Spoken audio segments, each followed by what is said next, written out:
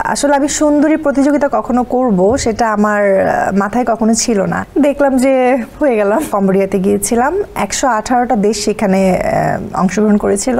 সেটা এখন আমার আসলে অনেক কাজে আসে। আর টোটাল আমি 14 হয়েছিলাম আর এশিয়ার মধ্যে ফার্স্ট হয়েছিলাম। কিন্তু আমরা যতটুকু জানি যে আপনি অভিনয়ের ব্যাপারে প্রাতিষ্ঠানিক শিক্ষাও আছে, আপনি জেনে শুনে মানে জানাশোনা অভিনেত্রী যেটাকে বলে সেটা আপনি, এবং সেই সাথে সাথে আপনি সুন্দরী প্রতিযোগিতা থেকেও এসেছেন, ওয়ার্ল্ড মিস ইউনিভার্সিটি সম্ভবত। আপনি কি এটা সম্পর্কে কিছু বলবেন আমাদেরকে? হ্যাঁ, এটা আসলে আমাকে অনেক আগে পাঠিয়ে দিলে তুমি আমাকে, স্মৃতিচারণ হলো।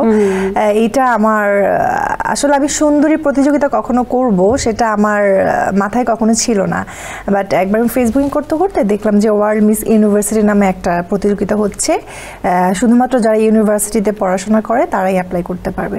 তাই বললাম যে দেখি করে, আমি তো হব না, দেখি করে কি হয়। তো এইভাবেই করা। তো কম্পিটিশনটা আসলে আমার খুব পছন্দের একটা ছিল, ইভেন্ট ছিল, করলাম। চ্যাম্পিয়ন হব না আমি, এত সুন্দর সুন্দর মেয়েরা আছে, ট্যালেন্টেড, আমি কি হব।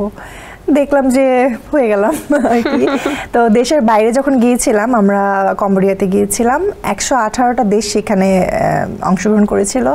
তো আসলে এইটার অনুভূতিটা একেবারেই ভিন্ন, কারণ 118টা কান্ট্রির 118টা প্রতিযোগী, তাদের সাথে মেশা চলাফেরা করা একই রকমভাবে, তো এটা অন্যরকম একটা অভিজ্ঞতা দিয়েছে আমাকে।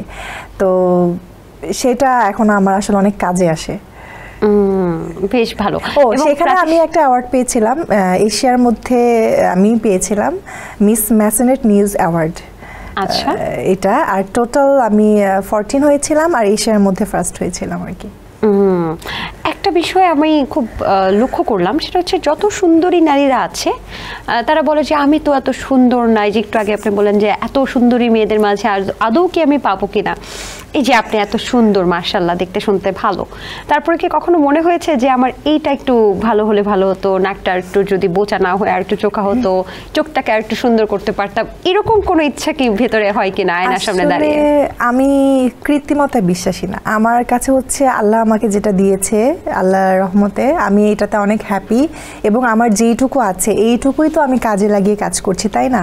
তো যদি আমার এইটুকু না থাকতো তাহলে তো আমি কাজ করতে পারতাম না, বা যদি আমার কোনো কিছু অসুন্দর হতো নিশ্চয়ই আমি সেটা ঠিক করতাম, কিন্তু আমার তো সব ঠিক আছে, আমি কেন এটা নিয়ে চিন্তা করব? নিজেকে নিজে স্যাটিসফাইড। হ্যাঁ, অবশ্যই। তারপরে কোনো পাওয়ার পেলে কি চেঞ্জ করবেন? কোনো কিছু ইচ্ছে আছে? না, এখনো আমার সব ঠিকঠাক আছে, কোনো কিছু চেঞ্জ করব না, কিন্তু কখনো যদি মনে হয় যে এই জিনিসটাকে আমাকে ভালো কিছু দিবে, তখন জানি না, করতেও পারি। সেন্সেশন ক্লাসিক স্ট্রবেরি ও কফি ভ্যারিয়েন্টে